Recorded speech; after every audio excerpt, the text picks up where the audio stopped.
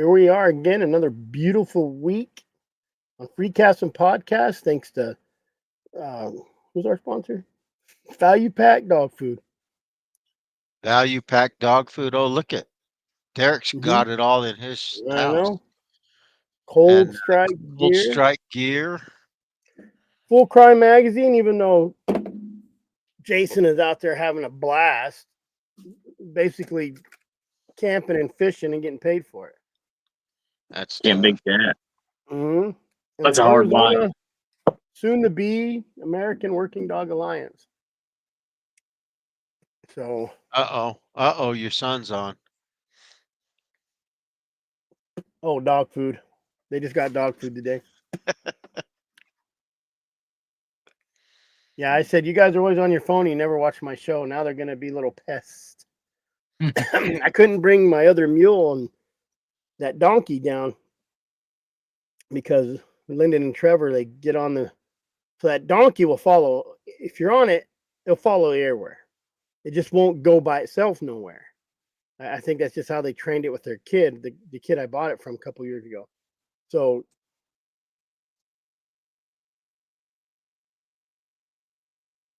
Oh, Uh-oh. he froze. Yeah, we're going to have to make a phone call. I knew. Are we good now? Am I still back? Am I back? Yeah, there you go. My computer shut off because I didn't plug it in, and when it does that, it acts weird for a little while. It took me through. I had to reset it because my camera wouldn't come on. Just one of them things. Let's see who's on the night. Bone Pile. Look, he ditched us last week. Well, I think last week he fell inside of a pickle jar. He must have been pickling. Cass River. I'm on time tonight. So There was we I. go. 6:03. Jeremiah's on, or Jeremiah Flawed from Howdy Folks. Daryl Wiggins. You know what? We'll probably do the drawing tonight, but I need one more. We're at 39. I bought 4 of them. I pulled a Robert. I won an XL really bad.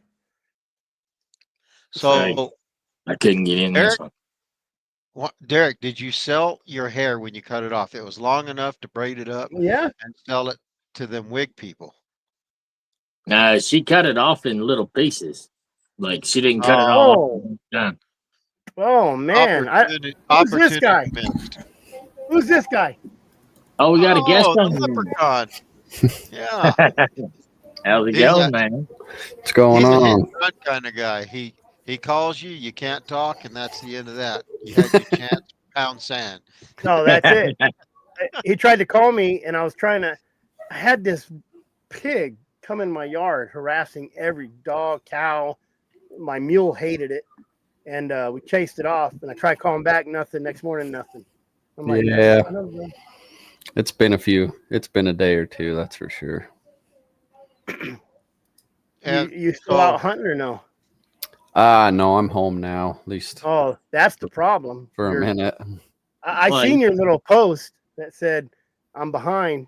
Expect 3 or 4 day delivery. That means you busy. Oh yeah. Well, he caught everything in the county. He has to let him have a break, you know. Oh shit, I wish.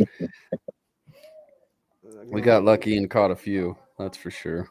Yeah, I've been seeing that. It's awesome, man. Ruth, they said my mule had to catch up to Cabron, the donkey. What the hell? Oh, these people know I'm on a live. Yeah, that's why they call. That's exactly why they call. There's that gal last week that was on here and giving you grief that you really have your own channel. That's who just tried to call me. That's this dude tried to call me on my work phone. Now I have to text her and tell her I'm on a dang live. Did you see that? I'm like everybody else. I've got myself a title. Manurist. Nice. On the live, bro. Shit. So what's going on? Let's go with Dustin. He's been gone for a while. How's hunting? Well, besides wearing you out. Yeah, I did do that. I mean, a month straight was good, but it was long. I think My dogs have finally had what, like 4 or 5 days off now is all. Other than that, they went pretty hard all month. But Yeah. Heck yeah. But you got in good enough practice and now you're at your physical prime. You can go back to Africa and run with those boys. yeah, there we go. I probably could. I hiked enough the last few days we hunted. That's for sure. I think very last day we hunted, I went on foot with the dogs like 15 miles, I think.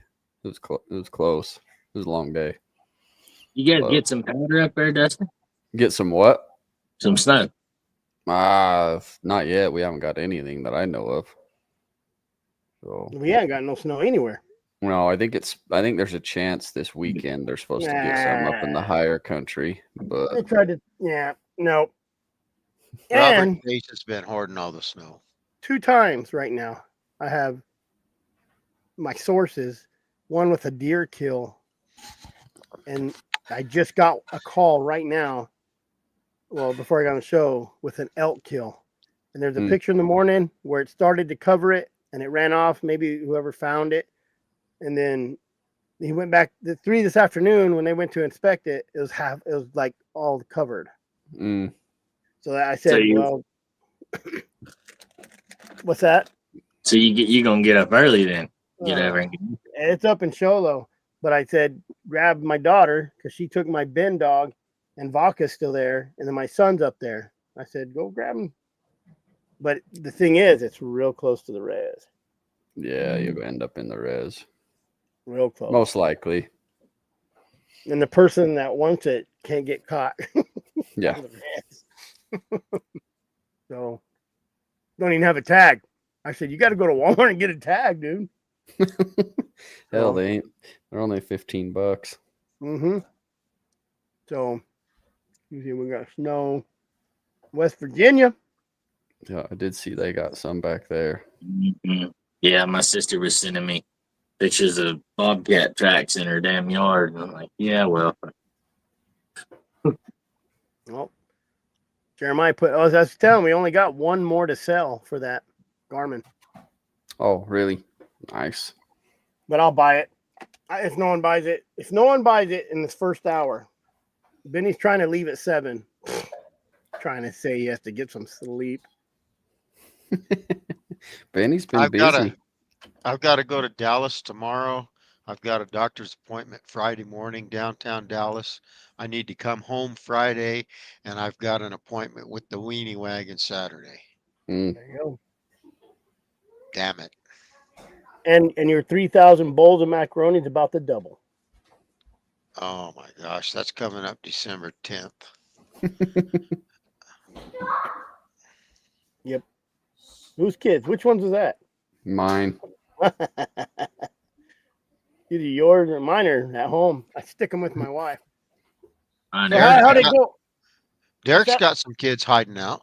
He does. yeah, mine are in the house. They're in the cages. He put the dogs outside and put the kids in the cages. Some days that'd be easier. Right. I got collars on them now. So. So how's it feel to be back in the game there, Dustin? Besides sore knees and back and wore out. I'm actually not sore. It was good. I mean, it was some days were long, but I mean, it was good. I mean, we hunted pretty well. I think I hunted 5 to 6 days a week every week of October and the first week of November. Pretty hard. So Your dogs are holding up. They've been run though, right? Those guys up there ran them a little bit for you. yeah. I mean, and we had enough that we were rotating through. I think at one point, I think we had close to 80 dogs in camp between me and Brandon and Colton and Jared. So yeah, I had 20 that I was rotating in and out. Colton was about the same. There was, I think, one point we were close to 80 dogs. But you have to when you hunt that hard, that long. You got to rotate them, or they get too tired, blow feet, all that stuff. So Yeah. Yep. That's when you call those guys. They say we'll rake any yard for $10 of dog poop and let them show up. Exactly. They'd earn their money out there. Yep. That's for sure. Yep. You said in the yard, $10. Exactly. Derek, you just working or what? Yeah, transmission went out on the truck, so I've been grounded for 2 weeks. After I fixed it at your place the next weekend, I was down on the border, and as soon as I got there she went. Did you go No. down there without first and reverse? Yep. Is that not under warranty, I guess? No, I found out today it wasn't. So Yeah. So it went all the way out? yeah, ain't got nothing now. We had to trailer it out of there. Hmm. Well, I got it neutral and went down the mountain and got almost to Rio Rico. Ran out of momentum. So it just, you didn't leak oil out, it just burned out. Yeah, it did. It eventually it started. It blew a seal at the right there at the last, but it wasn't going anyplace by that point. Well, get a Tundra. Go get another Tundra. Yeah. So You don't need to afford it to buy it. You just got to worry about how to pay for it after you get it. I've never bought a truck. This is no lie or anything. The only thing I bought when I had a job was my Harley. But I ain't got no money, no credit. I'm in a tough one now, boys. We got to wait till things start rolling in a little better. I'm in a tight one. better start selling them feet pictures. Yeah, no kidding. Mm-hmm. Right. Benny, how's your food trailer going? Besides wearing you out worse than Dustin hunting. Oh my gosh. Yeah. Yep. That's we had a good day today. I postponed DoorDash for another week. They keep hounding me. They're ready to get in on my money. So I guess next week we'll sign up for DoorDash. Well, we're signed up. Next week we'll go live. And you guys make a call to DoorDash and see what it'll take to get something delivered over there. There you go. All the way down here. A $500 plate of fry bread. Yep. Hey, at least in that country, they know what fry bread is. Yep. Yeah. Yeah. I told Carelli this morning, just make 6 breads. Kind of been a slow week. So she made 6. A buddy of mine came up, bought 4. I thought, oh, crap. Hey, get back on the kitchen. Yep. 6 more. How much money do you think if you took that trailer back east where there is no fry bread?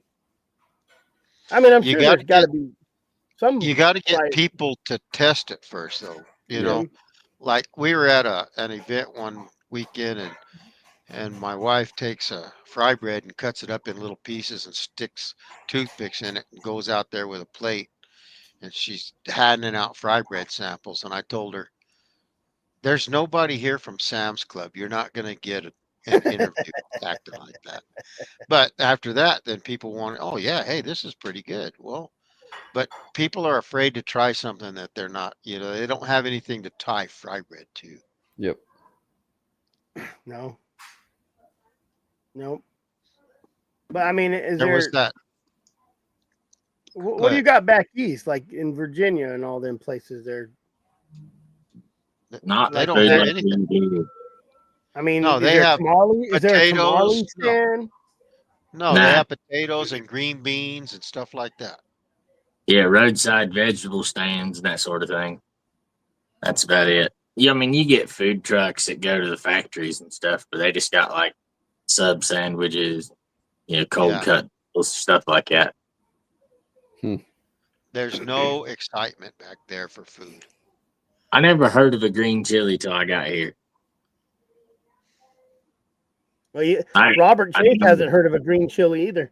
At least not a good one. Well, no, I mean, he has some green pickle pepper things back there, but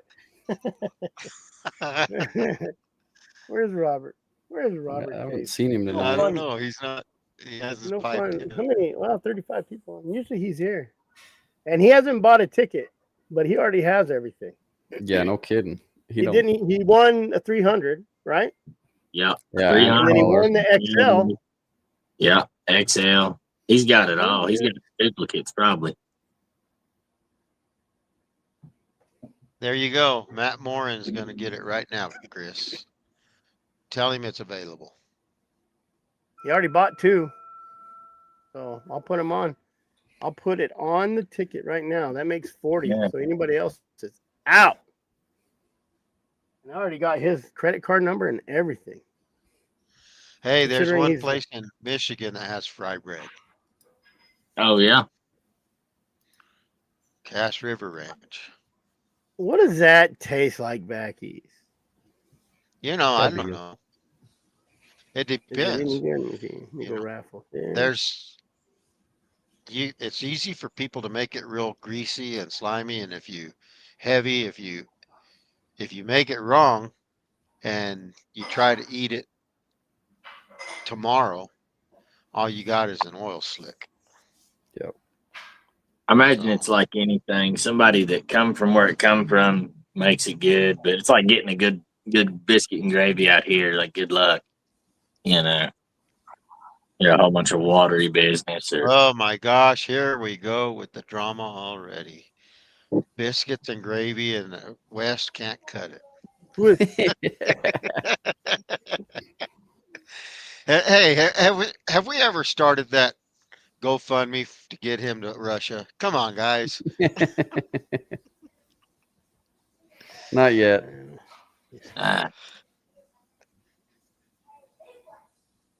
What's I'm trying Bopile to save say? it. Lots of fry bread. Western North Cherokees. Carolina. The Cherokees. Yeah, that would make sense. You're from no fry bread here, but we got pepperoni rolls.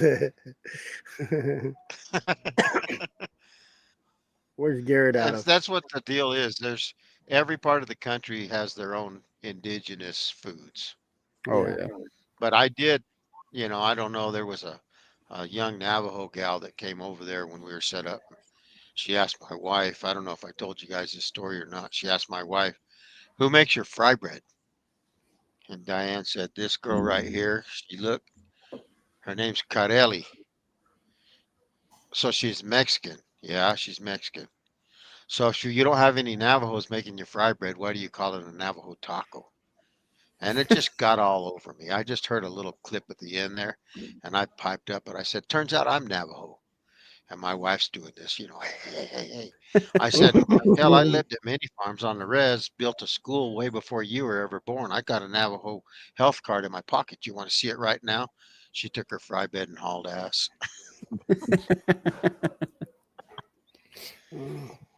Trying to put in. Man, I got all the names put in, and then my computer died and it didn't save it. Oh, that's fun. That's a pain. I saved a version. I'm gonna see if it is. So we can do that drawing tonight. And it's not gonna open. Nope. Son Hey, of a gun. Bone Pile's stuttering tonight. He's stuttering already. Yeah, he's on Yeah, repeat. he's already 1, 2, 3, 4 times. He's got a tick.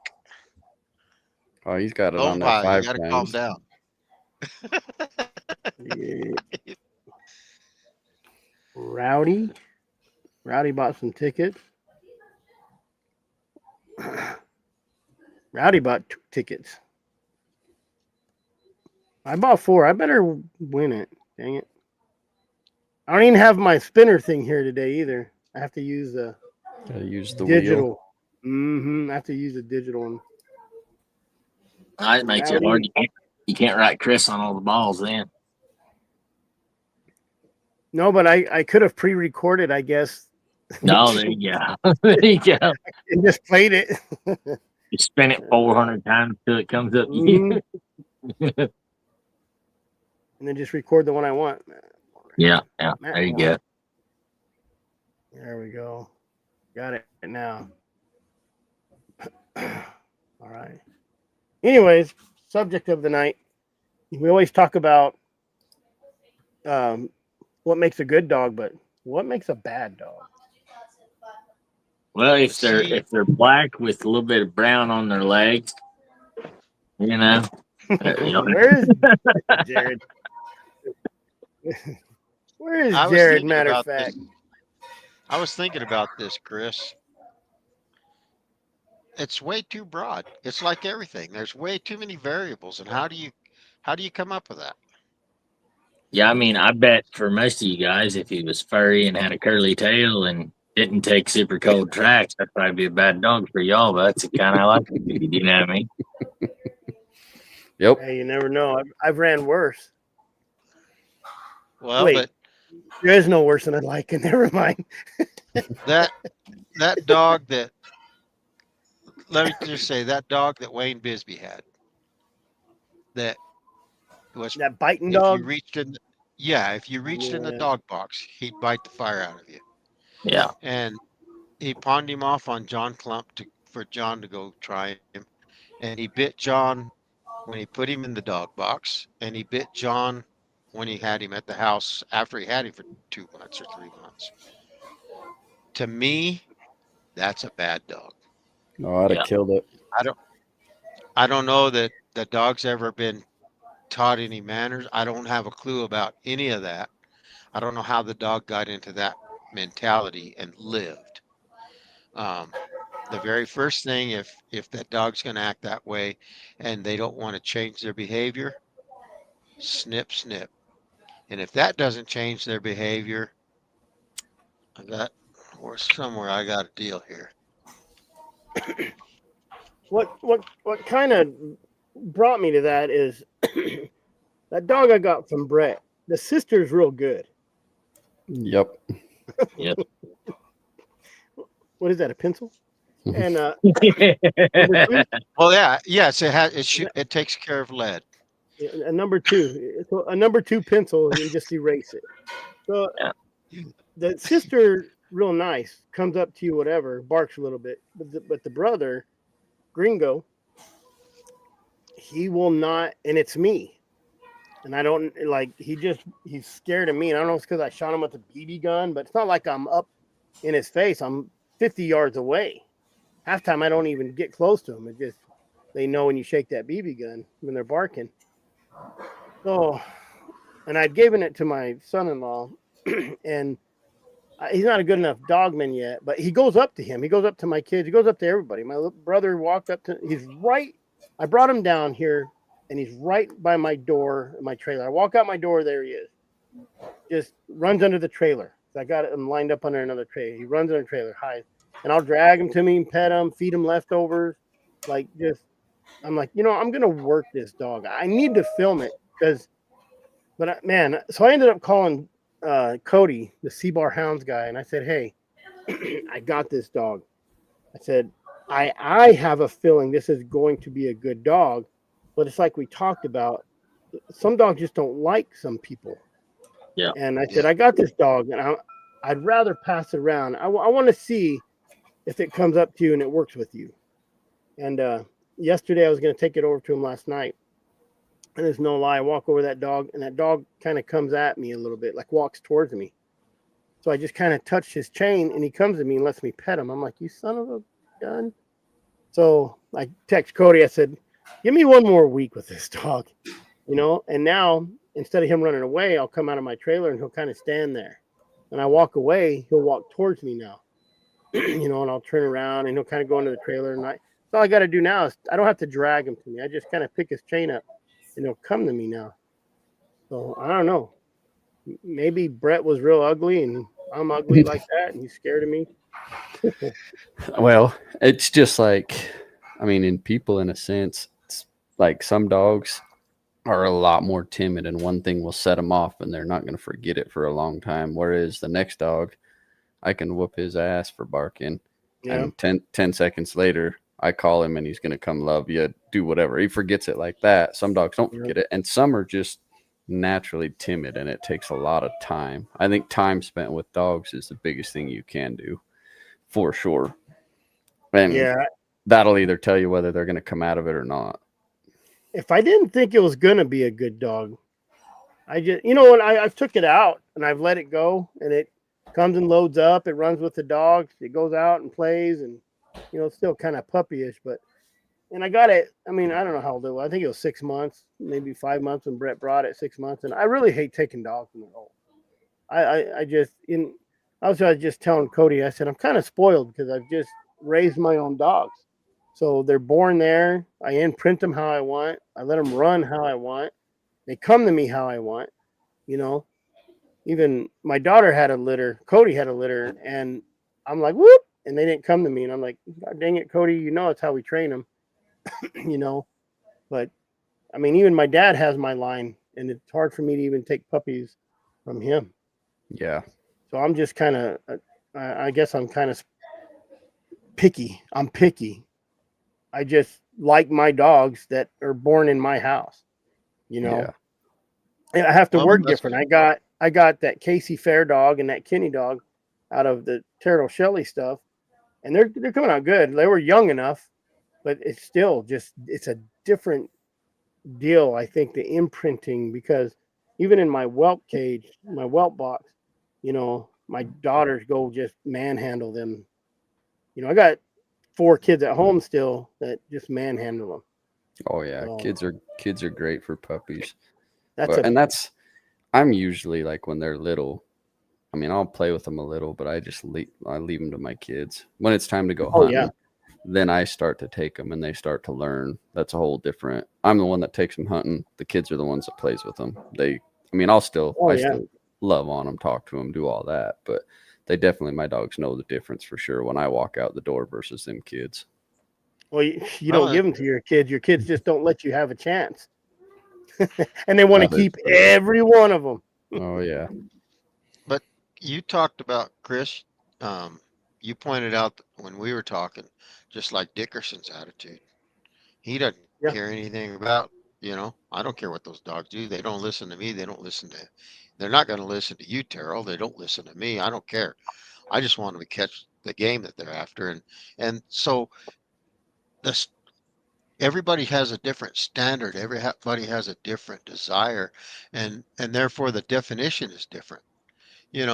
I had a dog that he was the best out of my young dogs, my male dogs, but he would not stop barking on the chain or in the kennel. Mm. He was a dream when we were out hunting.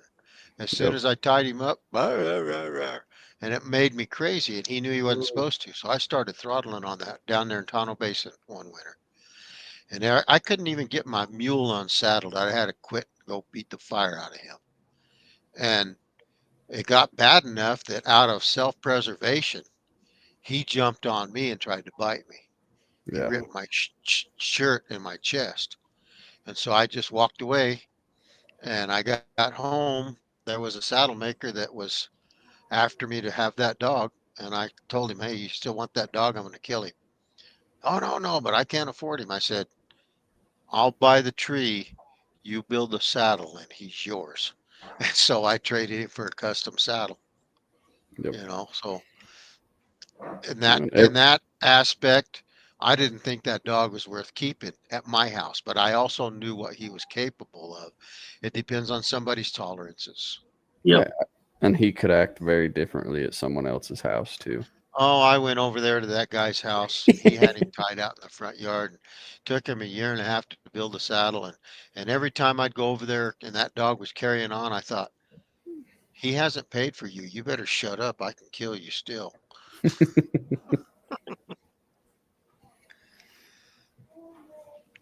Oh, You're yeah, muted, Chris. Yep. There he goes. Yeah, it's nothing important, anyways. But it's the same, I guess. Whatever, like you said, it's the same with a good dog. It's whatever you prefer. That makes a bad dog is whatever you prefer. Yeah, I mean, I think across the board, if a dog's got no hunt in it, a dog's got no hunt in it, and if it's just plain aggressive towards anything and everything, I don't care how good it hunts. It ain't worth it for me. I don't need tree fights. I don't need box fights. I don't deal with any of that. And some of them you can correct it. Some of them, even cutting them and correcting it still doesn't fix it, and that's when you just eliminate the problem. So Yucky was one of them dogs too that you could. Man, I remember he was a squirrel getter, and if I threw a squirrel, not really out chasing him, but if I had a squirrel, we shot a squirrel, he'd be on the rig barking, and I just hit him because it's a squirrel. But I would throw that squirrel, and he would go after that squirrel. And I threw it back in my truck, and he'd have it in his mouth, and I was as high as I could get and holding down, and he would just be blinking. That he would not let go of that squirrel. I mean, I went through 15 minutes of this, and he still just had the drive to get that squirrel.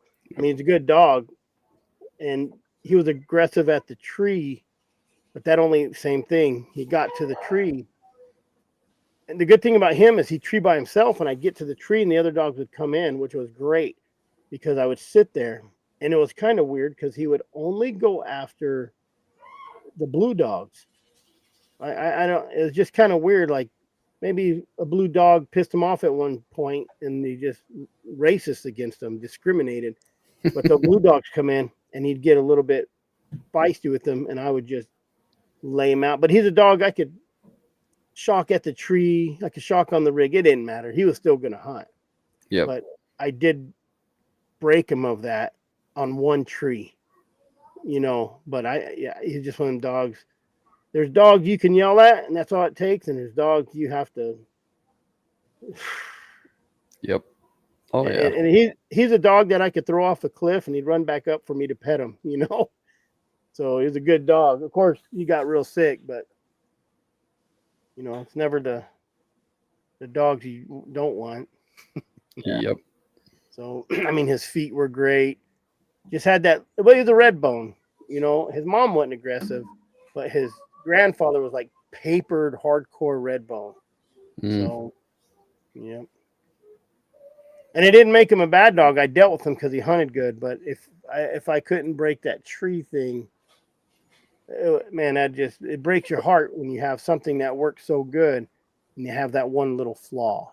Well, and tree fights are hard because there's sometimes, you know, we're not like, you know, back east where dog trees and you're there, you could be there in 5 minutes, 10 minutes. Yeah. Some of these trees, it's 2 hours before you get there, 3 hours.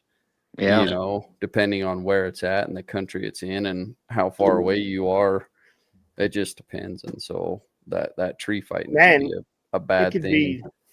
It could be all day. And you know, and it's most of the time when your dogs are raised together, it's not as bad, but you get to a tree, or they get to a tree, and all of a sudden some other dogs hear them treed, and they get to a tree, you know, and that's what happened with Elizabeth Bolin that time. Is nobody was at the tree, and you get dogs that I don't know how they raise their dog. You know what I mean? There's some guys that their dogs fight all the time, and that's what they like. Yeah. We was talking about Richard Dickerson. When I was telling him about Richard Dickerson, I said, I got this dog, and who cares if he lets me pet him? I don't care. Should I care? He loads up in the truck. He comes back when he's supposed to, you know, as long as he hunts. What does it matter? I always think of Richard Dickerson saying, I don't give a shit what my dogs do, as long as they're doing their job, you know? Yep. And I'm that way at work when I'm running employees. I just told Person Day, if you could do an 8-hour job in 2 hours, I'll pay you 8 hours. If you're late, I don't care, as long as the job gets done, you know? But I you know, when you have, I guess, kids around and other people too, or other dogs, he's not aggressive with their dogs. He just, one of them things that drive me crazy is when they don't come to me. Well, and it's like Benny was saying, it's such a broad spectrum that everyone has differences of opinions on what will make or break a dog for them. There's the general ones that a lot of people, you know, will all agree on, but there's certain things that I won't tolerate that you will or whatever, and that's just the way it goes. And that's the beauty of the different breeds, the different lines. Everything is, you'll find something out there that works for you. You might go through a few to find it, but once you find that line that really works for you, it's pretty hard to stray from it. Yeah. And I think I got lucky with mine. It does me all right. And I've had a few guys say the dog they got from me has been their lead dog. Shoot, I got a guy that told my son-in-law that he got a dog from me, and it's like 12 years ago. And I'm like, man, I don't remember none of that, but it was his lead dog, you know? Yep. So, but I'm just picky like that though now. And, you know, I've got my line kind of weird right now. That's why I brought in some other stuff. Of course, it's Taro Shelley. It don't mean nothing, you know. It's that whole, I have a better opportunity because we all know that line has been worked. Yep. So, and I got a male and a female. I got the one from Casey, a female, and one from Kenny. So I'll be able to breed them. So that's a whole separate line. So it's like starting over. Yeah, and some mix and make great crosses, and some make okay crosses, and some you might get a bunch of duds and one good one. Yeah, it's all just you'll figure it out. But Rowdy, what have you been up to? Oh hell, I'm working. I worked for the last 2 weeks and then just got off yesterday. took yesterday off, spent it with the family, and then working on a project truck today. Another Ford Ranger? Same one I've been working on. It's just it's been that truck that's the burr under my saddle. It's just everything I've been doing, nothing has gone smoothly. But everything after I'm done with it, it's working perfect. It's just I had to build upper shock mounts today and install the front shocks. So that's what I did this afternoon. Fun times. That's your hunting truck? No, this is it's not even my truck. It's for my brother-in-law because I traded him a Ranger that's solid axle swapped and for a rock crawler, for a non-running 97 F350 that my wife wanted. So I've been working on this Ranger that I've got now for a solid year, a little over a year. I started working on it ago. I think it was late October last year. So your wife wanted it, which means you have to work on it. Yes. And then of course the F350 that I traded for doesn't run, but hopefully it's just a sensor or a wire that I just gotta find and fix. Yep. You been doing any hunting in good old Vada? No, I'm probably gonna go either tomorrow or the next day. Well, you're cooling off over there. What are you at right now? I think it was 70 today. Man, it's been nice down here. It would have been a great day to be hunting. I'm trying to get my projects done, and I've been working way too much, and I'm not working any more overtime over the winter. I'm done. This is I think I worked 53 or 55 days of overtime this summer. So and making that money. Overtime. What's that? Making that money to fix them Fords. It's not just the Fords. I had to fix the roof on my garage. I pay off bills. I bought a shit ton of fencing, so I got to build three horse pens up in the front pasture, and then just been an expensive year. I had a horse die. Bought a 2.5 a 3-year-old horse. We had her for about 4.5 months, and she colicked and died. Oof. Yeah, that's real. $5,000 horse. Spend another $1,500 vet bills on her. She wasn't chewing her food all the way because she had some burrs on her back teeth, and so she wasn't biting or wasn't chewing fully, and she would just chew a few times and swallow it. Well, she impacted, and I think it was. So we got her in like March, and June she died. July. That's a tough deal. Just freaking $6,500 gone. Yep. And my neighbor just called me today asking if I had Butte because one of their horses is colicking. I'm like, man, I'm not even home, but take about 25 aspirin and try it. Yeah. Right. Last year, I think was it last year 25 or late 24. So it was December either 25 or 24. I'm sorry, December of 24 or 23. $10,000 horse. She decided to colic and die, but she sand colicked because she impacted. She was licking up all the little fine alfalfa leaves off the ground, and she just impacted. And Yeah, that was a $10,000 horse. You know how you know how you get rid of those? You buy a Mustang because they can eat anything. And they'll never die on you. Yeah. I've No. seen them. I've seen them wild horses out there on the res eating salt cedar off the tree. Oh yeah. I mean, they're tough boogers. I think They are. I've always dirty fed my horses. I never on a schedule. Never. I didn't give them no psyllium or bran. I mean, every once in a while, and I just think sometimes people schedule them out, and I think, and then they miss a schedule, and it just messes them horses up. I think, Yeah. because they're used to eating at 5 in the morning or 5 at night. Yep. Shit. There's sometimes I get home at 2 in the morning. I'm like, here's your late night snack. You'll get breakfast here in a little bit. Yeah. But I wish I was around enough where I could feed them 5 flakes a day, like just throughout the day, because they're grazing animals. Yep. And they say it's better if you feed them throughout the day. But I wish we had round bells up here. No one does the round grass. bells. Yeah. That's what we always them did. Mm-hmm. Yeah. Because I'd stack the barn full of round bells and then just put a round bale out in a feeder and let them do whatever they wanted. But Yep. hay or grass up here is stupid expensive. It's $25 for a bale of Teft hay, Jeez. but a bale of alfalfa is $11. That's Alfalfa's down. Our alfalfa's $30. It's ass backwards. I don't understand it. Yeah. Yeah, because we just bought a squeeze right now, and it was $800, 64 bells. So Yeah. So the guy that we get hay from is 84 bales, and I think it was $960 for a stack delivered last month.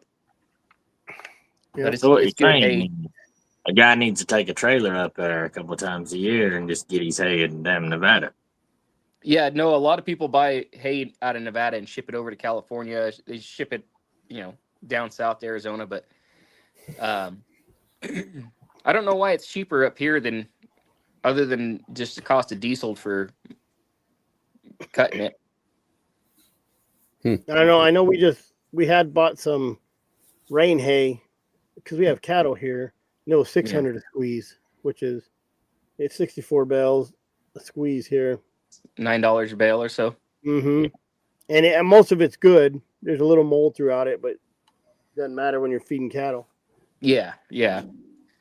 So, I mean, I remember in the day, it was $600 for just fresh cut hay in the old days. Yeah, if that. I think the price of diesel has a huge impact on it. So right now, diesel up here is about $3.50 a gallon, I think, is what it was in town. I didn't pay attention. I think it was around $3.50, give or take 10 cents. Mm-hmm. Yeah. Down here, the price of water is what gets us, I think. That irrigation's expensive. Hi, Tim. Well, see, it's doubled since. So I used to work for the Maricopa Stanfield Irrigation District, and commercial back then was like 64 an acre, and I think agriculture was 30 an acre foot. Now I think it's all agriculture, and they're not even hardly letting them take water out of the Colorado anymore. It's most of it's well water, but and half of these with the problem too. You got to remember, like where I live, it was all fields, all farm. My house here used to be a hayfield. Mm-hmm. I still got the check that runs across the middle of my back pasture. Mm-hmm. But I don't have the ditch. The ditch doesn't run through my property. The checks run crossways through my property. So the problem, if I wanted to buy water here, I would have to get it to me. So the cost of putting it in a ditch, I'd have to talk to all my neighbors, put in culverts and bridges for them to go through to get water to me. Jeez. Yeah. Well, it's all houses now. I mean, thousands of acres are houses now.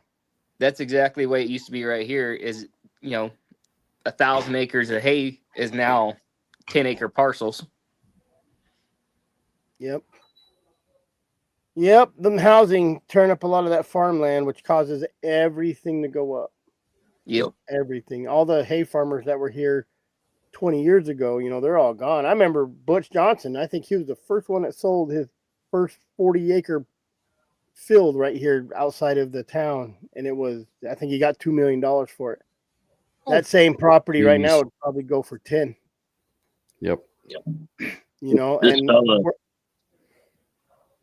This fellow over here by me, across from my old house, he had 2 sections, I think, and he's selling, or 4 sections, something. He's selling it off like a half section at a time, and he's made hundreds of millions, and he's got a third of it left to sell. He just waits till they finish that neighborhood, and then he'll sell this next half section.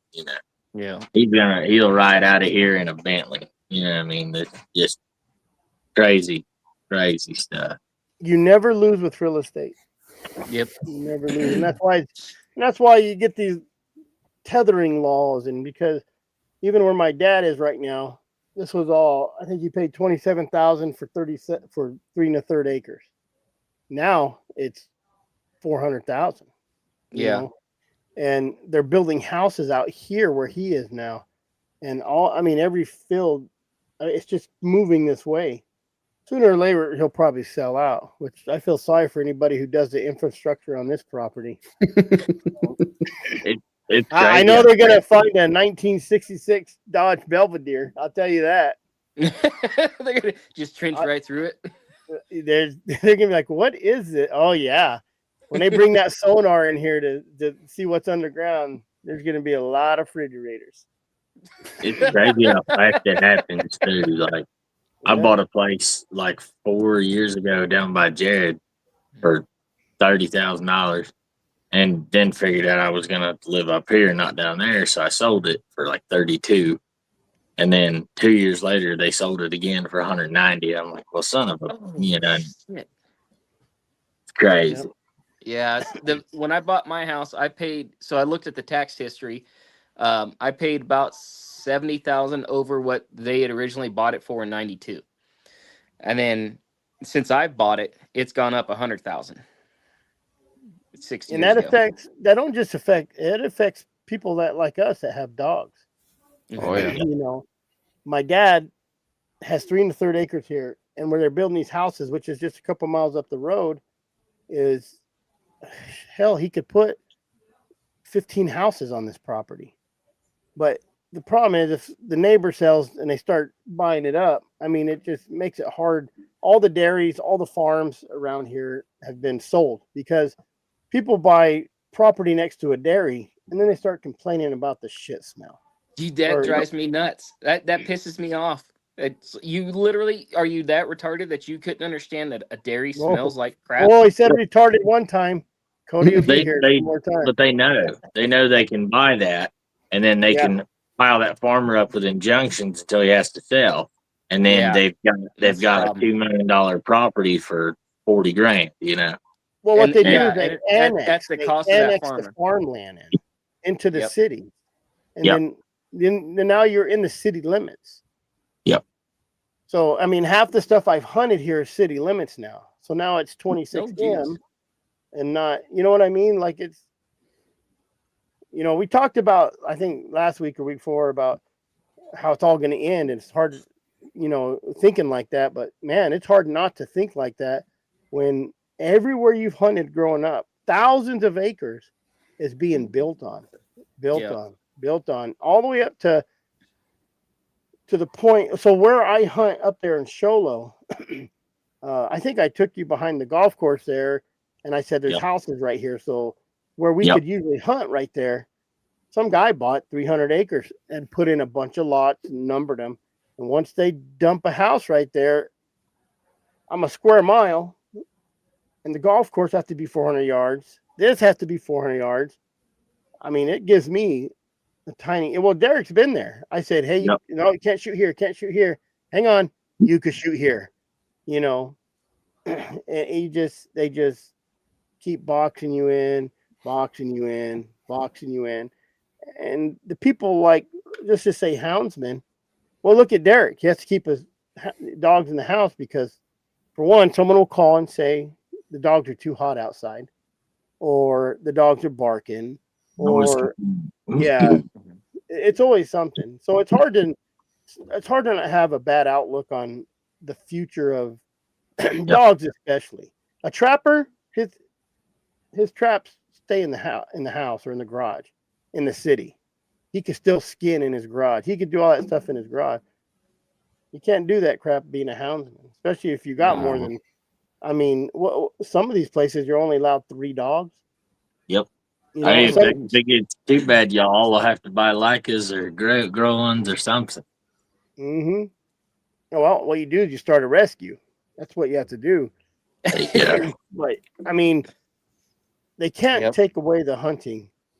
Get a business license, start a rescue. I mean, that's the only options, really. Well, it's getting to that point. I say business license. I meant kennel license. Yeah. Yep. Which you get a kennel license, and then they'll come after you and say, "Where's your business license to run his kennel?" Yeah. Especially if you're in city limits. Yep. So, I mean, they're just making it harder and harder, and just squeezing us out. You know, and then they keep selling the state land to housing developments. That's a problem, man. Like all my best jackrabbit spots are in neighborhoods now, and it was all state trust. They sold it to housing developments, and now it's a neighborhood. Well, I didn't know they could sell a state trust. You can't. You can trade it. Oh, yeah, and it's state land. It belongs to the state. It's actually private property owned by the state. Yep. So they can trade it for value, and you'll see if you really dig into the whole state land, like they'll trade a state land to somebody, a developer, for I want to say someone was telling me they traded like square miles of state land for a lot somewhere. Whoa. Because it's value, right? If you have but I'll tell you, if someone came to me right now on my 5 acres and said, I'll give you $750,000 for it when I only paid 70, like it's hard to turn down. I'm gonna sell it.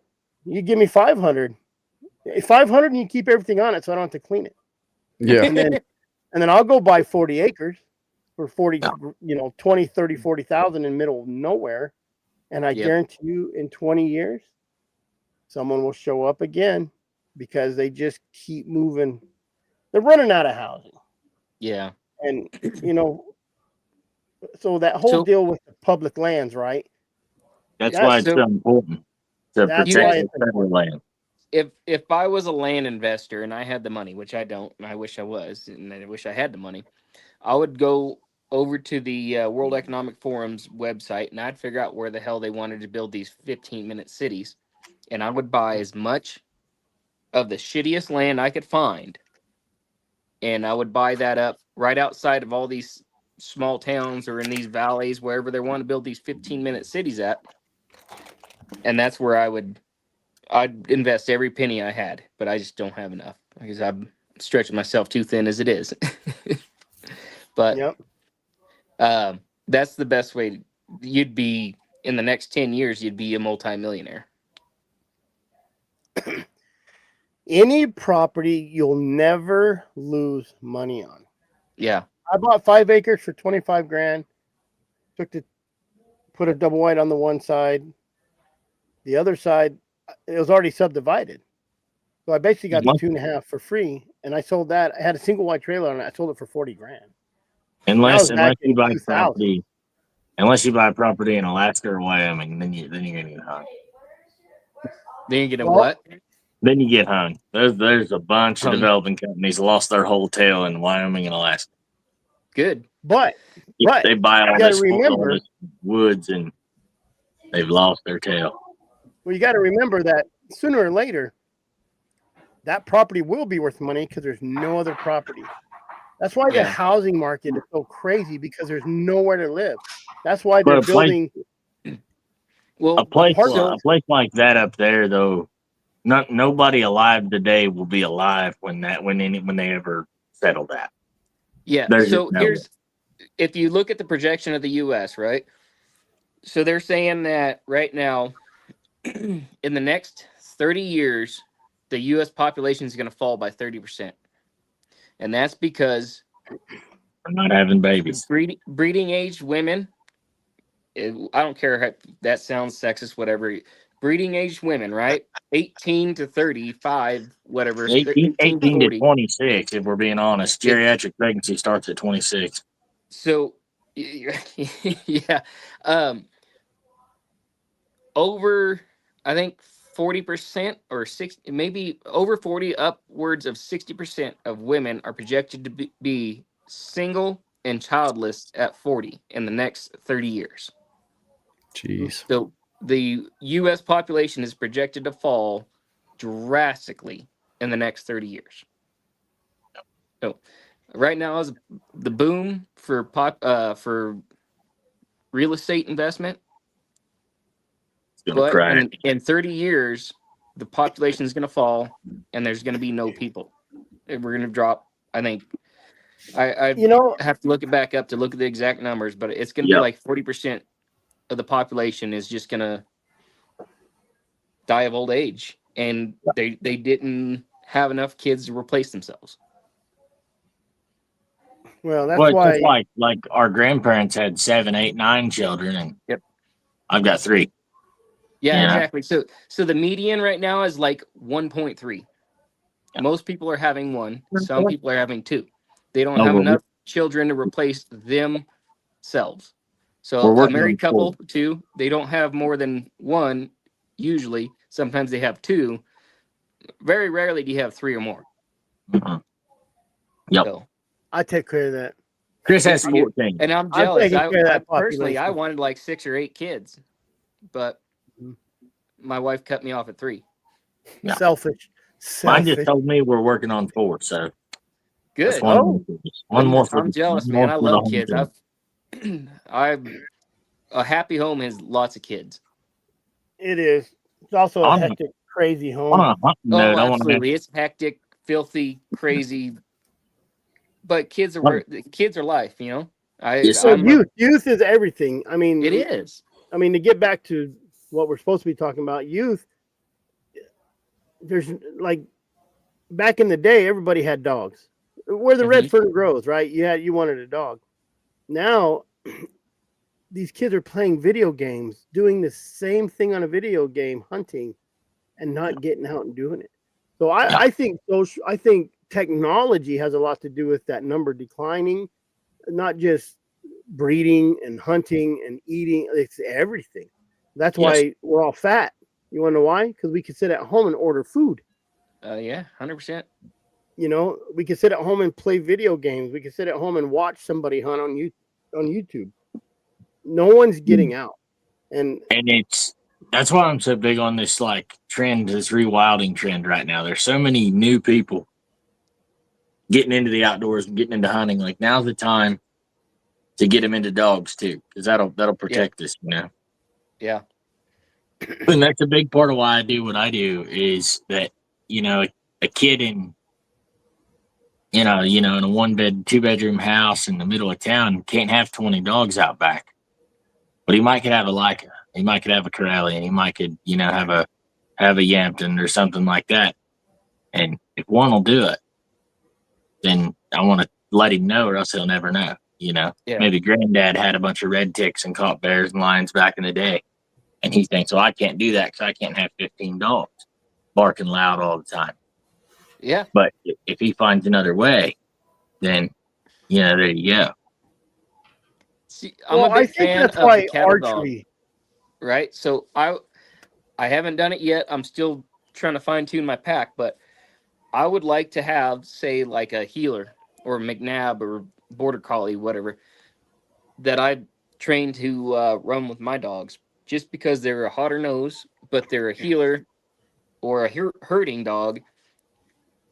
And I know a lot of ranchers will have, their border collies, and they get mixed in. And I think Benny he'd talked about someone having a border collie that would trail, and they would, maybe it wasn't Benny, I don't remember, but someone in Arizona had a border collie that when they were out hunting, they could hear the border collie from this ranch going through and trailing a lion, and they'd go over there and and follow it up.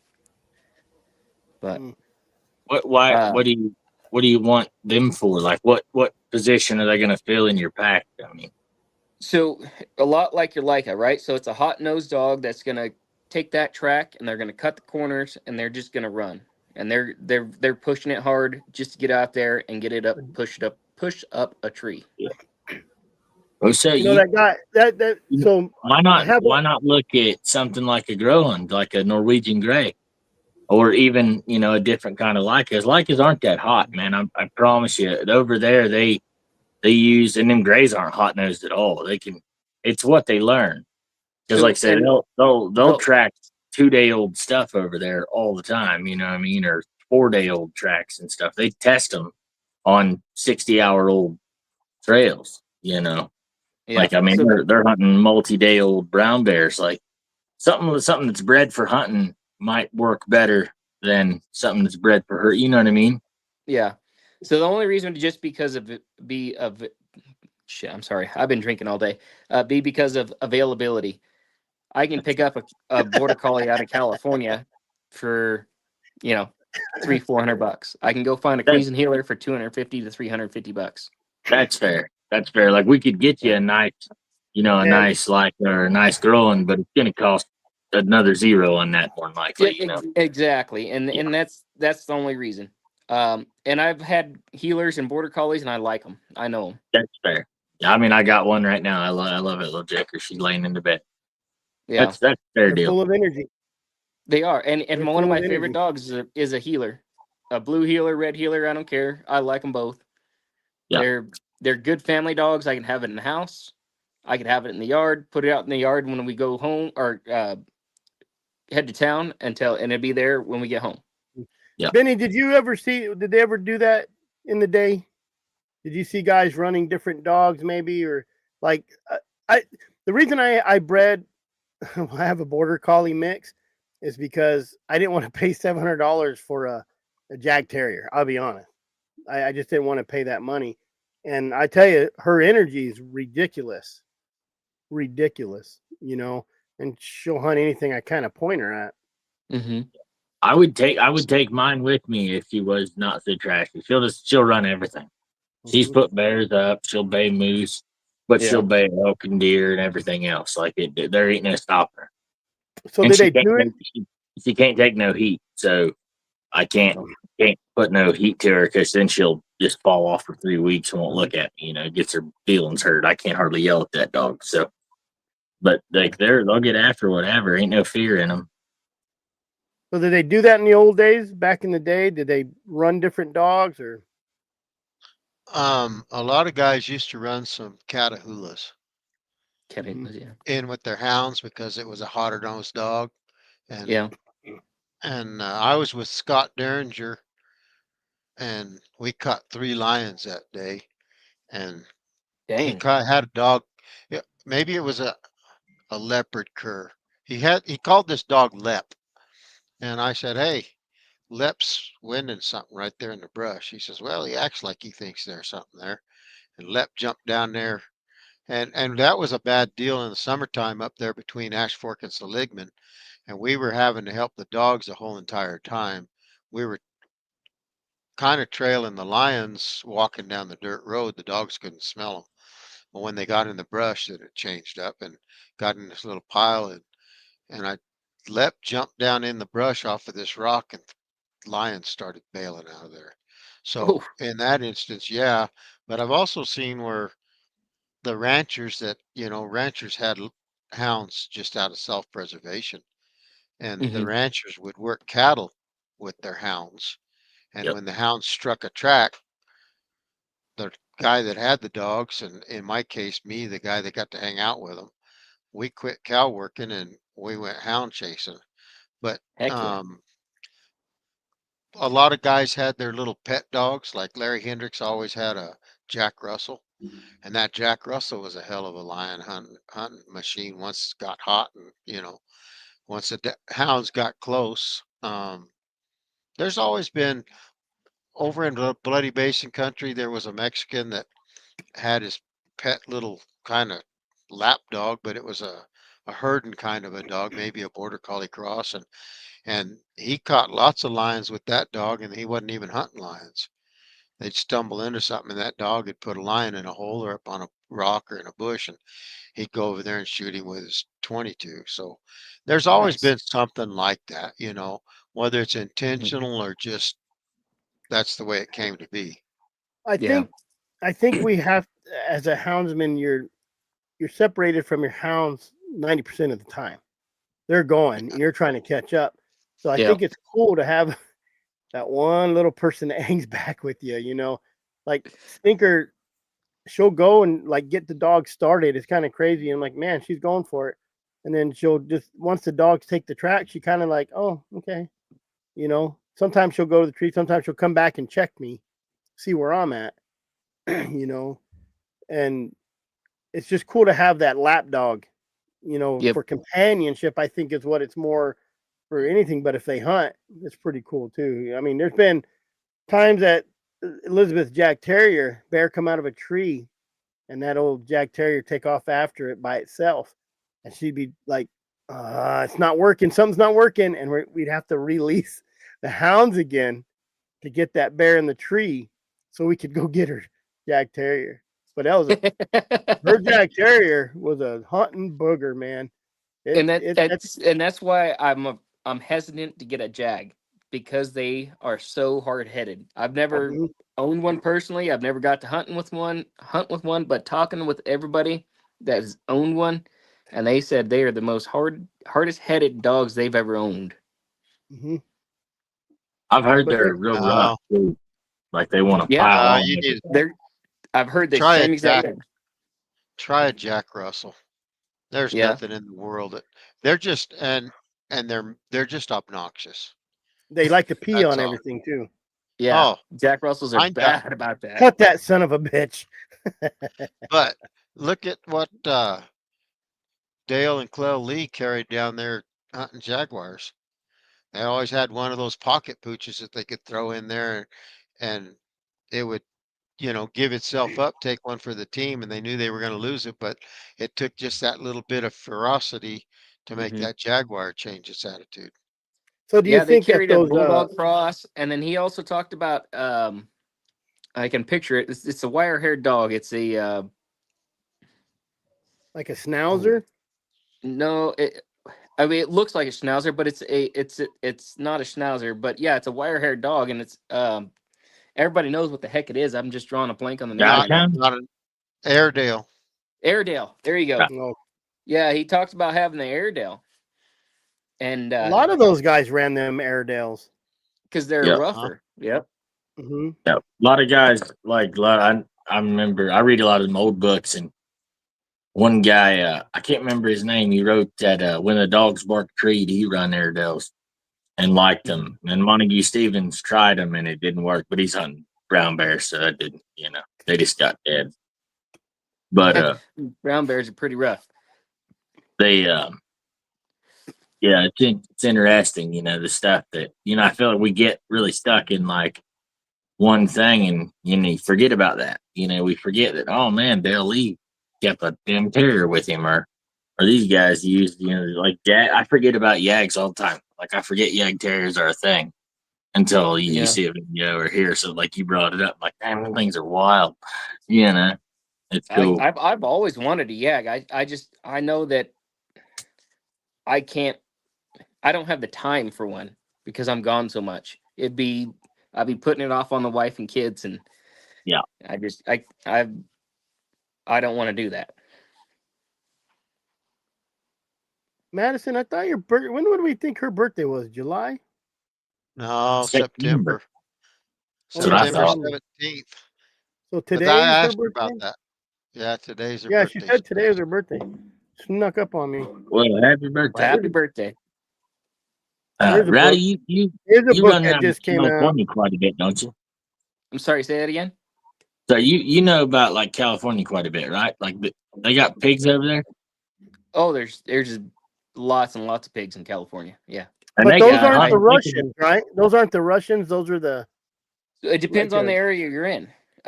Yeah, there's some Russian and there's a lot of domestic breeding, but the vast majority of it is like the Eurasian and Russian boar. But they can run them, right? Yeah. Yeah. So I'm not up to date as in the last like 3 years because I haven't hunted hogs in California since 2019 when I moved out. But I think it's now that you just get a voucher or something like that.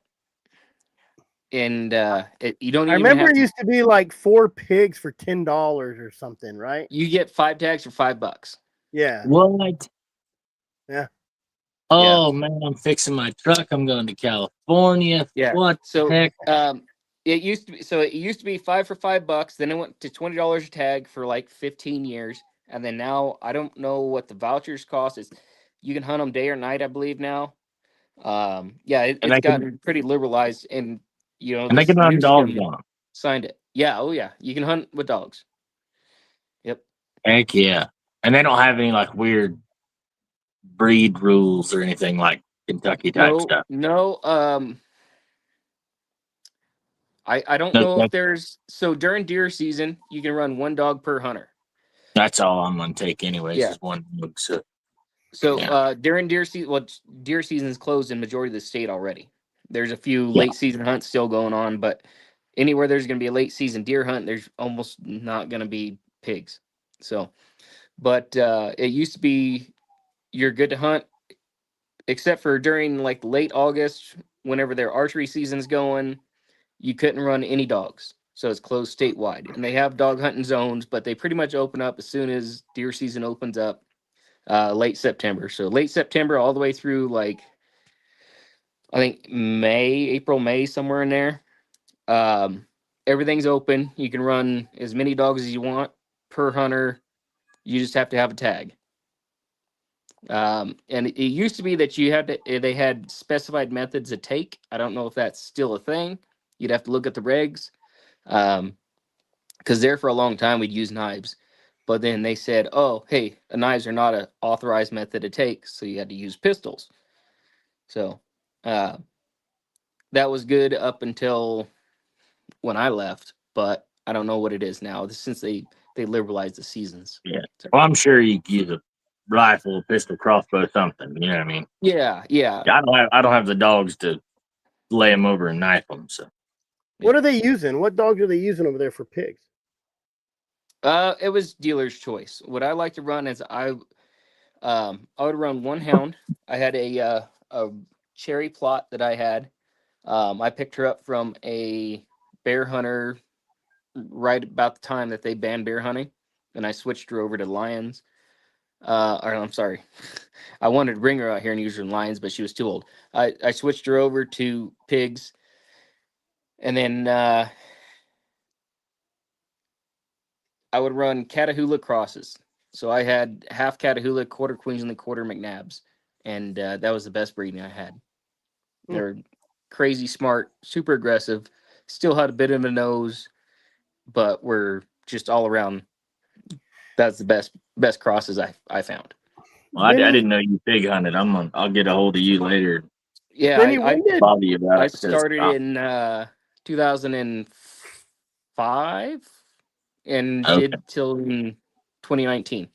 So So that's what I've been thinking about. I want to go find some pigs for my corrally and get him gamed in because it's just game's so sparse here. You know, yeah. the odds of him getting a easy bear for a yearling dog, not the case. But pigs, that's a different deal. So Benny, when did pig hunting become like popular with dogs? Like, I've was that a never, big deal back in the 80s and 90s? And no. Back in the 80s and 90s, the only place that charged you to go pig hunting was California. That's the only place, I mean, realistically, and California was down on dogs. They were moving but that way rapidly, but you those know, so pigs weren't the Russians. Those were just some feral pigs out there. Like big. I remember my uncle. They were wild you could pigs. get And like, all colors of them. yeah, there'd be different colors. I remember he'd send a picture and he said was back in the 90s, it was like $10 for 4. You go buy a $10 ticket and there's 4 pigs. But before that, and they just like recently made that law with him. But before that, he said pigs weren't on the ticket at all because no one really hunted them. And then all of a sudden they start killing them. But my uncle was an outlaw. Like if you said his name in California, every game warden came out of the bushes. He's the guy that went and cut those fences on those Dall sheep where they bred those sheep.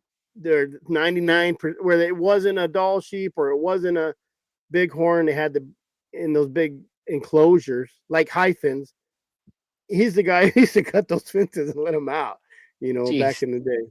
Yeah. So I just like pig hunting got real popular, probably 2000s, late 2000s, maybe. I think that's maybe just when it started getting put on social media. We all started seeing it because they've always hunted pigs where they were pigs, Yeah, they have, but it was come kill as many as you want because they're tearing up my field. Oh, you mean like they started charging? Then they figured out, oh, hey, these people will pay to come kill pigs, and then they somewhat managed them, even though they were still a nuisance. Well, right over here close to me, Post, Texas, which is between us and Lubbock, kind of. Mm-hmm. There's people that lease their country out just for pig hunting. Mm-hmm. And a guy that has a pig lease told me he has it just for his daughter. And he told me, he said, it's cheaper to buy the farm and hunt it than it is to buy the lease. That's how ridiculous it's gone because everybody wants to be out hunting something. And when you get into, game densities, you get into a bunch of feral pigs and you got plenty of feral pigs. Yep. Well, 90% of the time you're going to have, if you see one, there's going to be 100. Yeah. Well, what's the pig population in California? It's not like Texas. No, it's not near as bad as Texas, but it's pretty. You have some hot spots, right? I can't say. I'd have to look it up. But it's you're gonna have pockets. But it's when I hunted, I'd hunt them year round, and typically what I was doing is a lot of times I was hunting at night, but I was doing removal for ranches. So I'd go in, I'd kill 1 to 15 in the night. Well, there you go. There's the solution. Instead of everybody worrying about SNAP, just go kill pigs and feed the hungry. Yeah. And I was like, hey, anybody want a pig? I've got 7. Here. Well, what makes it? I drive around and drop pigs off. What made it a trend is the helicopters, the free will killing as many as you want. Machine guns. Men are barbaric, so if you could just go killing, and that's just like Africa. They'll let you shoot anything because of the natives, right? They come in and they just whack it up. Like there is not a scrap left. That's and that's how in Texas. I doubt it's that way. I'm sure they let them lay, a lot of those guys, but when they're just out killing them off their farms. So there's a market for them. There's Louisiana and Texas both have real big markets. There's only a couple states that you can sell them into the market. Because they're livestock, you can actually sell them and usually use them for sausage or like smoked meats.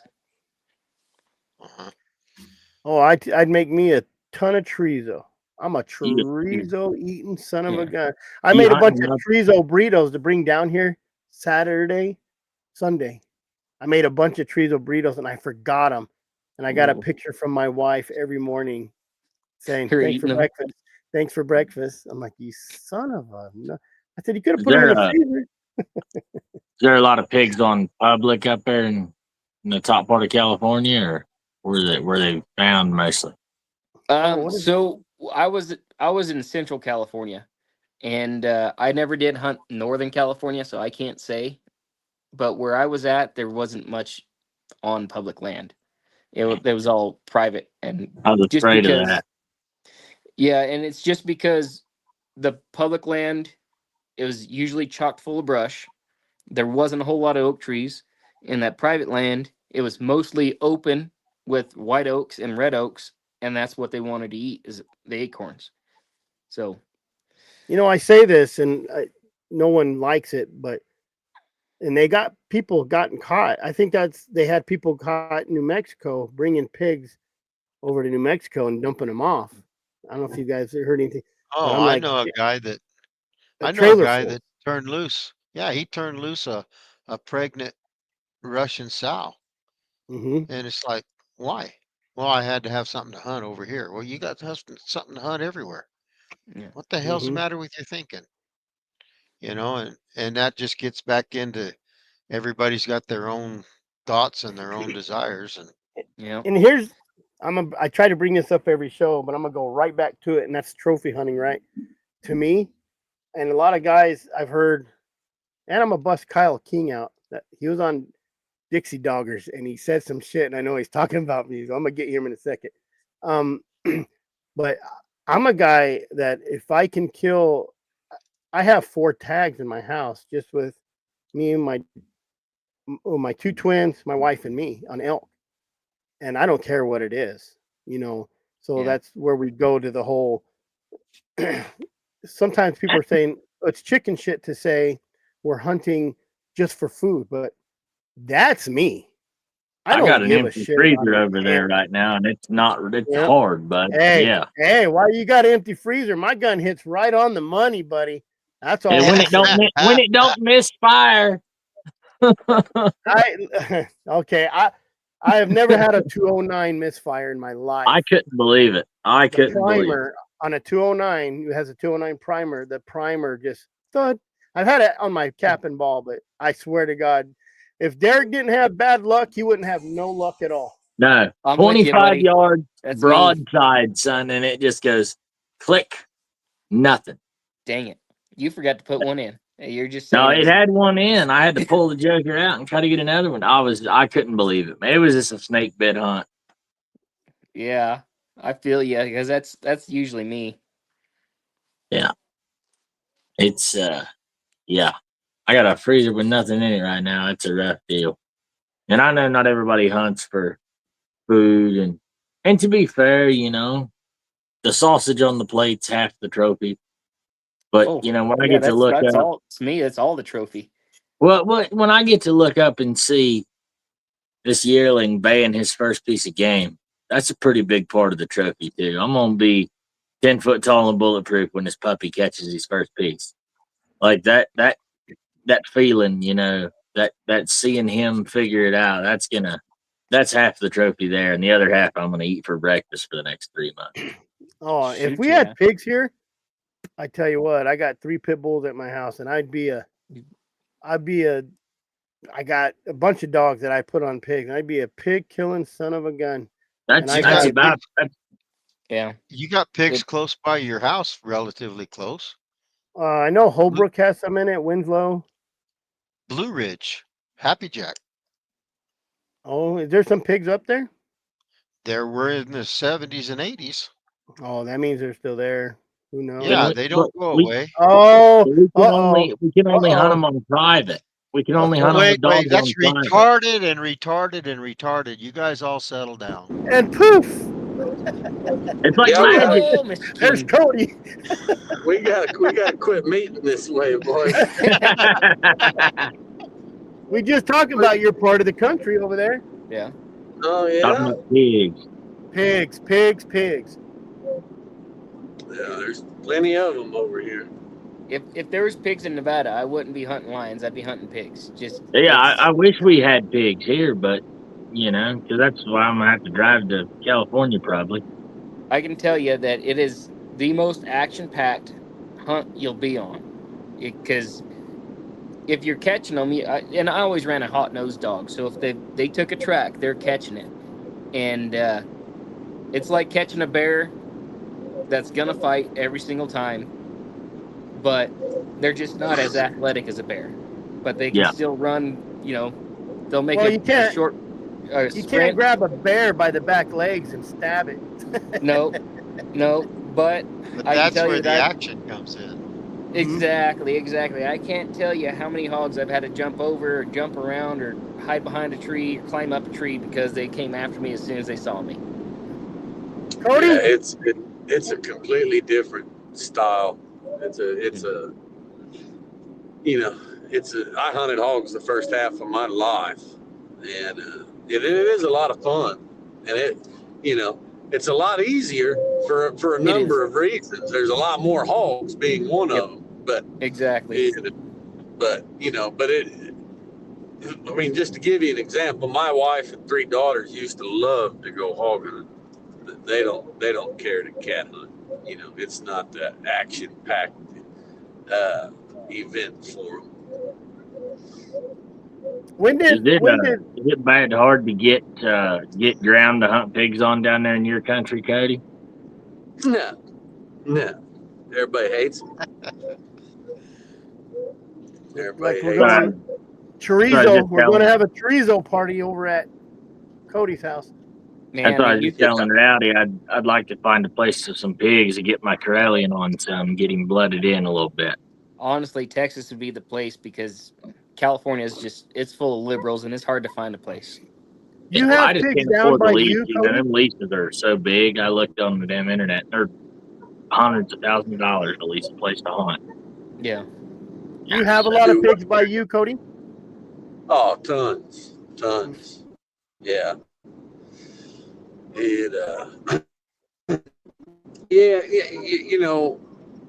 When I was a kid, there wasn't pigs everywhere, but there was lots of pigs here. And I mean, I know they didn't just originate in one place. They had to come from, a bunch of different places. But I would imagine that Mexico and Mexicans and had a lot to do with there being a lot of pigs. But when I was a kid, there was pigs here, but not a lot of pigs in a lot of other places. Now they're everywhere. Now they're everywhere. Well, when did that? So in the old days, it was like it was no problem to find somebody to come let you kill everything on their property as many as you can. Now that they're making money at it, I think it's a little tougher, huh? Yeah, or may there's be some in farmers. some places. Is there some farmers there still? That I grew up on. Yeah. Well, you killed them Yeah, to protect the property too, right? Correct. Yeah, I mean, they wanted us in there because the pigs messing up their crops, Mm-hmm. Do you run them with cur dogs and stuff back in the day? We had mostly blackmouth curs. Yes, kind of a grittier type. I mean, for part of my life, we ran a catch dog, and then over time, we just had real gritty dogs, and we didn't need a catch dog anymore. And them catch dogs will get cut up pretty bad. But when you have 6 or 7 dogs and they all catch, they just stretch it out, I mean, don't get me wrong, we still got dogs cut, but once we had a bunch of gritty dogs, they just stretched them pigs out, and the kind of teamwork would keep them from getting cut. Yeah, I'd really like to get my Corellian on some pigs. It'd be just the ticket. It's a long drive, but it's easy done. Casey Fair's coming hog hunting with me in February. Is it? When's the best time to hog hunt over there? Year round. Year round. I mean, obviously, it don't matter when. It's not so hot, but yeah. Yeah. I mean, like, we always like June, July, August, because that's when the grain was headed out in the farm fields. And that's when it attracted the most pigs. But If you're you gonna can go, hunt them at night, right? oh yeah, you go to Cody King's hunting lodge. You Mhm. gotta His kennel? schedule your day. You gotta run bobcat, go fishing, and hunt hogs. And every now and then go gator looking. yeah. You got a full day. Oh, and you got to go somewhere to eat twice. Oh, That's right. I tell you what, man. If I could afford it, I'd be down there catching, just hunting that stuff. You got so much of all the fun game down there in your country. You may want to mute me for a second. Now, you son of a bitch, you better shut up. He's hunting. Man, I can tell you No, that hog he's just getting hog in from hunting. hunting. Sorry, I didn't mean to cut you off, Benny. No, you're good. I was just saying he's just coming home from hunting. Oh. Sorry. Hog hunting's so action packed. That's you might catch one, you might catch 15. You never know. It depends on the size of the herd. If you're just striking a lone boar, if you're, you know, a sow in heat's gonna have a couple boars around her. You know, it's such a good time. You know who I'd like to go hunting with, and that's Ed Barnes. He seems like a he rowdy does. son That's of all a he gun. does, right? Hog hunt. Mm-hmm. And he's real old school. Guys, y'all going to have to give me a minute. I got to run inside here real quick. All right. Sorry. Yeah. He's got to get something to eat and another pack of cigarettes. You know who I'd like to go hunting with? That man right there just walked off from the camera, man. He just a cat catching fella. He seems like he's about like Benny. He's got just more knowledge than he knows he's got. You better do about Hey. 100 miles an hour. Keep up with him. I'll guarantee you, there's the only time that you won't see him is in the middle of the afternoon when he's got to get that downtime for a nap because he's been going so hard. Oh, he's probably up at 3 every morning though. I think he's in bed by 3 every morning and up by Yeah. 6. His wife is up by 4 every morning. Mm-hmm. Yeah, they're all a bunch of hard workers. Should I advertise this book? You can get it on Amazon now. Didn't you help with this book a little bit or no? A little bit. Transcribing. Yeah, and we've got we're working on another cleaner copy right now. And he said that don't worry about it, just take your time and get it all right because Amazon, however he's got the deal done, he can make another upgraded copy with it won't hurt his sales at all.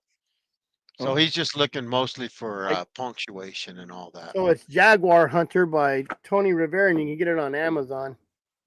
He's I just got it today. Yeah, Cody's supposed to go down there and make some more time with Tony if he shows up. That's cool. Yeah, Tony's a character, man.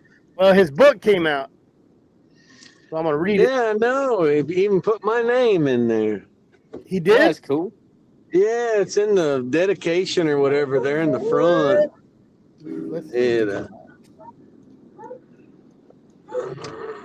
I give him some puppies, and he just said, I want to thank Cody King for giving me some puppies. Cool deal. How'd those dogs work out for him? Let me see him. Both the ones I gave him died. I actually just gave him another one, and he sent a guy who actually picked it up 7 o'clock this evening. Oh, okay. He said, recently I met Cody King, who did me the favor of giving me 3 puppies from his Southwest Texas Running Walker Outstanding Pack for the bloodline I want to make with Treeing Walker, Beagle, and Running Walker. That's a hell of a cross, huh? Yeah, he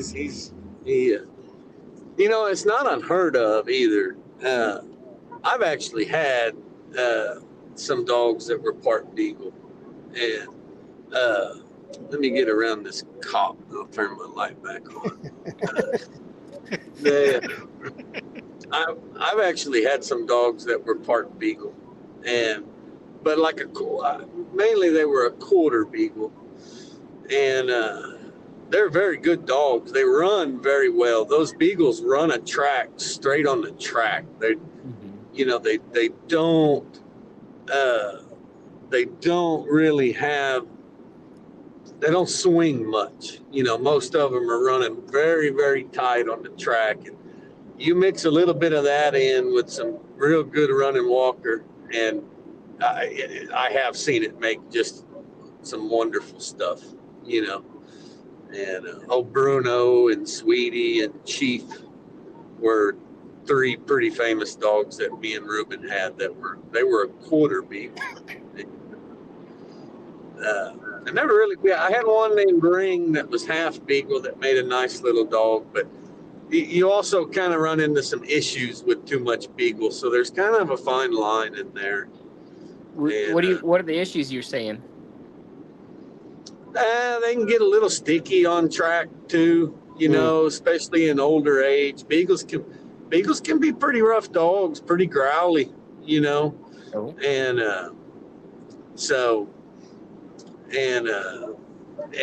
you know, and there's different kinds of beagles. Everybody, when you picture a beagle, you picture little bitty old short 13-inch dogs, and you know, there's a lot of hunting beagles out there that aren't as small as you would think.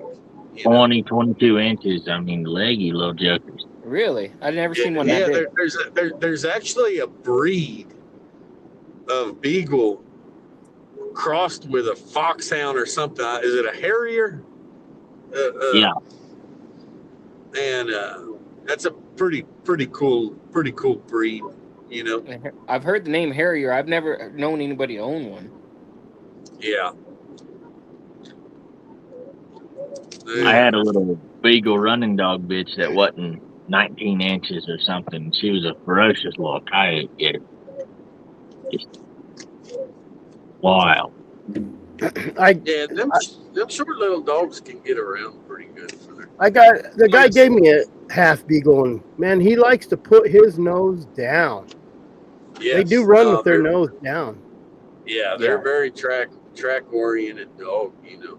That's everything I've known about a beagle, and I'm toying with the idea of trying to introduce it into my pack, but I don't want a full cross. I'd like something that's already been crossed at least once. A 3/4 running walker and 1/4 beagle can be pretty darn deadly, man. And can have a pretty good nose, you know. Yeah. And you know, as far as grading, if you wanted to grade a dog on nothing except the number of receptors in their nose, a beagle has more receptors than a blue tick. What? Yep. Yes, absolutely. 100%. They're number 2 to a bloodhound. No, I didn't know that. Yes. Now, I'm for everybody that out there that can get mad or say I'm starting trouble. I'm not saying they can trail better than a blue. I'm just saying if you want to just by the millions of receptors in their nose, scent receptors in their nose, beagles are number 2. So I thought. I'm sorry. Is my understanding it was the length of the nose that dictated the amount of receptors, and just because the sheer square inches or square centimeters, however you want to measure it, of olfactory surface inside the nose is what dictated it. Yeah, no. When you get a chance, just Google which dogs have the most scent receptors, and it's pretty neat. And there's some dogs on that list too that you would not expect to be on that list. It's pretty interesting. Yeah. I never thought about that. I'm gonna have to do that after we get off here. And it's like 2.5 million, 3.5 million, 800,000. You know, and that's the kind of numbers you're looking at when you're talking about the scent receptors in a dog's nose. Think about it. I knew it was a lot. A single row of olfactory receptors or 6 rows of olfactory receptors. Yeah. You know what I mean? Yep. That's what gets the beagle their boost, and the bloodhound also, because bloodhounds don't have the longest snout in the world. You know, a Belgian Turb got a great big long nose and can't smell for crap because they got that one row of receptors or whatever. Like, I don't know how they're laid out, but they got just less of them in there. Yeah. Yeah. I would love a lot to it. You know, and one thing that's pretty interesting is looking up the science of what makes a dog bark on trail. You know, that's interesting. And you know, dopamine receptors and you know, there's just really a lot of cool information there. And when you study it very hard, you learn that there's just so much that we still don't even know. Oh, you know? Yeah, absolutely. Yeah.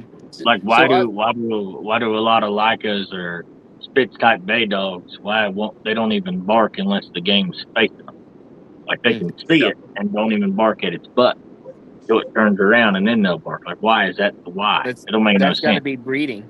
Yeah, it's just just 15,000 years of the same dogs making babies, I reckon. But like, what in their mind makes them that way? It's strange. So, have you guys ever taken a bear skull to domestic beetles and gotten to look at all the curls and the small bones inside the nose? You talking about the beetles that eat meat tissue? Yeah, the flesh-eating beetles. If you take a bear skull that's been to domestic beetles, they get in there in all the nasal cavities, because bears have got some of the best sending abilities of pretty much any land animal, other than like a frickin', I think the buzzard outdoes any land animal, but I think bears are like the highest scent of a land animal. And if you look at their nose and you look inside, it's got curls of the bones, and they're super like fine haired, just incredibly thin bones. But it's all because they were supporting those olfactory sensors, and as they pull the air in, it goes over all these curls. Like it's, I don't even know how to explain it. It's like a tube or a piece of paper. You do a half or 3/4 of a turn, or a 1 1/4 turn, and it's just got all these. It's just a ton of surface area. And I've never done a dog skull, but I'd like to compare that between the two, just to see the sheer amount of bone structure in the nasal cavity compared to a dog, because bears are like incredible. What are they? What's that old saying that if a pine needle falls in the forest, the eagle sees it, the deer hears it, and the bear smells it? Yeah, the way I heard it, a feather falls in the forest, and a turkey seen it, a deer heard it, and a bear smelled it hit the ground. Yeah. Hey, that's perfect. I've never heard that. That's a perfect explanation of it, or example of it. I'll tell you a funny story about those beetles. When I was in high school, I saw some, and there's different kinds of those beetles. Mm-hmm. But, when I was a kid, we just tied a deer head to a tree, and beetles would get in it and eat it. Oh. But I saw these beetles online, and I ordered some. Yep. And I had them in a Rubbermaid container. And they got down here, and they came with a little booklet talking about them, and it said, these are so-and-so beetles, native to northern Mexico and the very southern tip of Texas. And it's the same damn beetles I got outside eating on my damn head if I just tie it up. Yeah. So I had some for, I don't know, probably 8-9 years, and I'd clean a ton of hog skulls with them. And so they will eat, if you don't keep them fed, they're going to eat whatever it is if it ain't metal. Oh, like they got out and ate my couch. Yeah, that if it's wood, they're gonna eat it. If it's rubber, they're gonna eat it. If it's silicone, they're gonna eat it. You have to keep them fed, or they're gonna eat through it. Yeah. The only thing they can't eat is metal. How long do they take to clean a skull? It depends on the size of your colony. Yeah. So if you've got a good, healthy colony, 36 hours. Dang. That's worth 24 to 36 hours, just depending on how much you clean off of it, right? So you're going to go through, you're going to take all the muscles off the top of the head, you're going to separate it, you're going to pull all the skin out, pull the brain out, pull the eyeballs out, get as much as off as you can. But they also get up inside the nasal cavities and all those ducting that you can't get to. They're in there crawling through that, because they're teeny tiny, up to like beetles that are almost 3/8 of an inch long, almost, I wouldn't say half an inch, but 3/8 of an inch long, and they're just eating it all. We never used beetles. My dad's a taxidermist, and we always fleshed it out real good and boiled it out and bleached it, and it was a whole pain in the ass. Yeah. It took a while, and beetles make it easy. No, they're super easy. So all you do is you're going to clean it like you normally would before you boil it.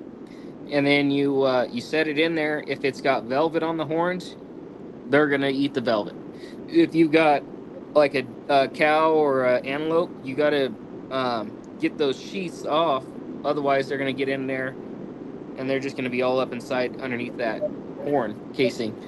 But if once you learn how to do it, it's great. Like you can have a cow skull done in 48 hours. Deer skulls 24 hours. Elk is that in between 36 to 24 hours, depending on how much you clean off of it. You guys want to do that drawing? What? Yeah, you do the drawing. I'm gonna go to bed before you leave. Why? I'm not in it. I don't care if anybody wins. It doesn't matter to me. All you right. can just raffle out between those guys right there. Robert Chase. I can tell you who won it already. Yeah. Well, I don't think Robert That put is in the on luckiest this one. son of a gun I've ever met. He didn't put in on this one. He already has an XL. He already has a 300. Yeah. Hey, I was hoping it wasn't going to fill till payday. I was going to send Robert Chase $50 to put in for me. Put in for your name. Let me see here. Cody, keep these guys honest. I'm going to do it, man. bought 2 I've had tickets. a long, horrible, terrible day. And just as I was pulling in my driveway, a very good friend of mine called and said he shot a mountain lion in the ass about 5.5 hours from my house. Oh, And if it was anybody else, I'd tell him to piss off. But for Greg, I got to load the dogs and go. So is that where you're There headed? you go. I'm going to be up for a while, yeah. Oh, shoot. Get you some 5-hour energy drinks and them Red Bulls or something. Yeah. Get 2 packs of cigarettes and some Red Bull. At the figure out. Yeah. Benny, it You was guys- good to see. Good. All right, Benny. Good to see you guys. Good night, and, Mr. Benny. Night, if Benny. you need anything from Dallas, now's the time to tell me. I'll be there tomorrow. You're going to Dallas? Yep.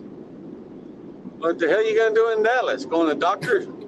Yeah, the heart doctor called me and said my device sent him an alert.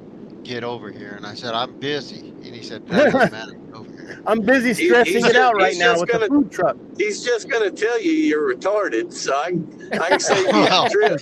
You even have to go. I know. All that time and money, I got to turn right around. And my appointment's downtown Dallas, like on Hall Street downtown, at 8:30 Friday morning, and I got to be home and run my food trailer. I've already got an engagement Saturday, so here we go. Dang it, Benny. You're stretching yourself thin, man. You're supposed to be retired. Hey, it's just what it is. All I can say is good night, guys. Good Hasta night. luego, Benny. Let me get this thing. Alrighty. Let's. Oh, who did I kick? Yeah, we lost 2 people. No, I there hit you it. I hit the wrong button. All right. Let's just get this drawing over with. I hope I win it. Let me see. Let me share my screen. What the hell's going on? Leave studio. What are y'all raffling on?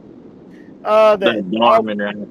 yeah, the Alpha. Either you could choose the 300, the Alpha XL, or $1,100 cash, or 3 collars. So, I mean, it's only 40. It was 40 spots. So let me go to it. Tell me if you guys can see it. Can you see it or no? Yes, sir. There it goes. Yeah. So I posted, and then I shuffled it. I shuffled all the names there. You ready? Do it. Let it rip.